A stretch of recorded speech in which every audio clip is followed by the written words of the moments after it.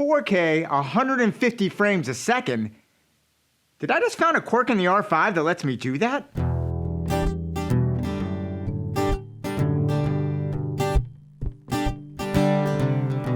Okay, so by this point, most of you know that the Canon R5 is an amazing little camera that's got some serious quirks to it. And one of those quirks that I've come across as I've been filming has sort of been kind of breaking my brain a little bit. And I was hoping I could bring it to you, the collective mind of the internet, to see if I'm totally crazy on this, or maybe there's something to it. And that is this: 4K, 120 frames per second on the Canon R5. Now, this is one of the big selling points of the R5. It's certainly one of the things that I was excited about to get it. But it doesn't come without its usual Canon quirks. Now, on the Canon R5, you can record at 120 frames per second. But there's a caveat. You have to record it the way Canon wants you to record it. And what happens when you record on a Canon R5 at 120 frames per second? It converts it into a file that it records at 29.97 frames per second. Now, you cannot adjust this. You cannot change this. If you want to capture that footage at 23.976, you cannot do it. You get one option and one option only. If you record at 120 frames per second on the Canon R5, your footage will be captured in a 29.97 frames per second file. Now, at first, this really annoyed me because I think that most people using the Canon R5 are not doing it for broadcast purposes. And most editors that I know that work in this field using this type of camera want to do and record and do all their editing at a 23.976 timeline in their sequence. So recording this at 29.97 was really, really annoying to me when it started. But then I started thinking about it. And what I want to do is I want to show you how this works for me and why this is important. If you have a Canon R5 or you're thinking about a Canon R5, why I think you should know about it and what it means for you as an editor, especially if you're working on 24 frames per second timeline. So let's go ahead, take a quick look at the camera just so you can see exactly how the Canon R5 does go about getting 120 frames per second. So if I'm here and if I go into my menu, here we go, we got the Canon menu. And what I'm going to do is I'm going to go down, I'll click on my movie quality, and of course you have to go and click on high frame rate. So when I go to high frame rate, I will enable it, and then you'll see my options come pretty limited. I can essentially do this as a 3840, or I can do 4096. Those are the only options I have. You see, basically I can record 119.9 and all I. Those are my options on the camera. Now, here's where it gets really interesting. I go and record my thing at 120 frames per second. But when I come back and play this, as you'll see here, it's recorded at 120 frames per second, but in a 29.97 frames per second file. And as you can see, that is important. You cannot set this as anything else in the Canon camera. It is 29.97 or nothing. There's nothing that I've been able to come across online in the Canon manual that will let me set that anywhere else. So what happens is when you pull this 29.97 file into your 24 frames per second timeline, now you've got to slow it down a little bit to make it match. Now, here's where my math comes up, and here's where I think you may actually be shooting at a slightly higher frame rate, and I use that in quotations, than the 120 frames per second. I'm going to tell you my math, and tell me if I'm crazy here, guys. Tell me if I'm off. Okay, I'm going to start off by using a simple conversion, and then we'll build from there. If I were to have shot a piece of footage at 48 frames per second, if I brought that 48 frames per second footage into a 24 frames per second timeline, well, that footage is 200 times faster than my footage, 48 divided by 24 equals 2, which is 200%. So if because I have a 48 frames per second piece of footage, I can slow that down by 50% because 24 divided by 48 equals 0.5, which is 50%. I know I can take that footage, slow it down by 50%, and it'll play out smoothly in my timeline. That's a basic. Any of you working with any sort of slow motion know this in different frame rates. That's how it works. And we have those different conversion factors. So now let's break that down into this.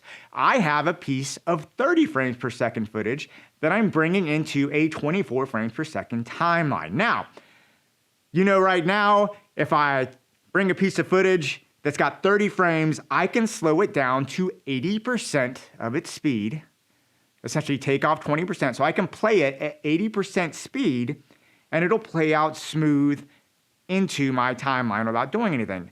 Now here's where it gets interesting. If I reverse those numbers, okay, so 24 divided by 30 equals 0.8, that's 80%. I can reverse that to see what the other inverse of that would be. So if I have 30 frames per second divided by 24, that equals 1.25, which means that it's 125% faster than what I have. So here's where it gets interesting. I was pulling this 120 frames per second footage that was encapsulated in this 29.97 file into my 24 frames per second footage. And I did what I always do with 29.97 footage. I slowed it down to 80%. So all of a sudden, my 120 frames per second footage was playing slower in my 24 frames per second footage. And if you do the math, which tells me, and I just kind of reversed the math, which said, if I'm slowing it down to 80%, does that give me the equivalent of 120 times 1.25, which is the difference between 30 divided by 24, 120 times 1.25 equals 150. So my question is, if I slow this down and convert it into a 24 frames per second timeline, am I working with the equivalent of 150 frames per second footage? I don't know. I did do one test. Let's take a quick look at that on the computer. Let me know what you think. Okay, so here I'm in Adobe Premiere. I just want to show you real quick how I went about going about this. You can see here I have my file now, and you can see it's at 29.97 frames per second, which is what we would expect. So I'm going to make a duplicate of this. Just keep that there. And then what I'm going to do, any of you who've done this will know this, I'm going to come down here to modify as I right-click, interpret footage, and I'm going to assume the frame rate of 23.976, because that's the timeline we're going on. Now you can immediately see here that it changed the time from 141 and 14 frames to 2 minutes, 6 seconds, and 18 frames. So you can definitely see how it slowed the footage down that additional 20% by doing this. And just in case you're wondering, so if I take a second clip and do speed and duration, and if I slow this down to 80%, you will see that this one comes out almost exactly the same. Basically 2 minutes and 6 seconds and 26 frames versus 2 minutes, 6 seconds and 18 frames. So it's almost exactly 80% is what we would expect. So that's how I went about my conversion rate. I have the exact same piece of footage here. Both of this 120 frames per second. And on the top, I have it as it's converted to 29.97 in camera. So you can see how fast it plays back on a 23.976 timeline. And then one below it, I have the exact same piece of footage. But what I've done is I've converted it down to 23.976. And this is slowed down 80%. And the question is, does this equal 150 frames per second in the computer? And what I want to do is I want to play these literally right on top of each other so you can see the difference in speed. So I'll go ahead and start it. And you can see right from the slate there, the difference in the frame rates. And I'm just going to go ahead and let this play out.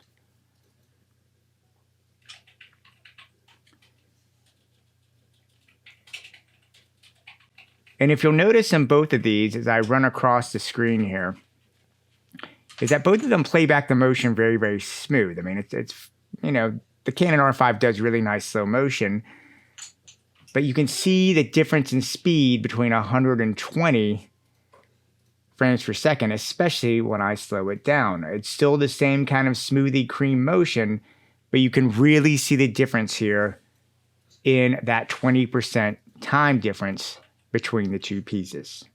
Okay, so there you go. What do you think? Am I completely crazy? I'll fully admit, math was never my strongest suit. I was good at the other subjects. Math was the one that always sort of got me.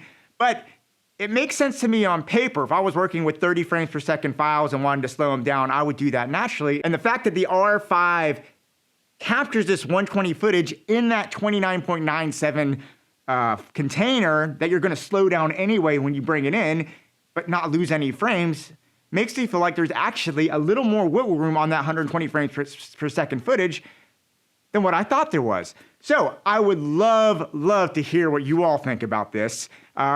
Tell me if I'm missing something in my math. If I am, I will promise you, I would love to hear what you say. I will do a follow-up video if that's the case. But as it stands right now, I couldn't make the math work against me in this situation. So anyway, I hope that was helpful. If you're playing with the Canon R5 with 120 frames per second, I'd love to get your feedback and tell me what you're encountering with it. And yeah, get out there, play around, let me know what happens, and I'll talk to you soon.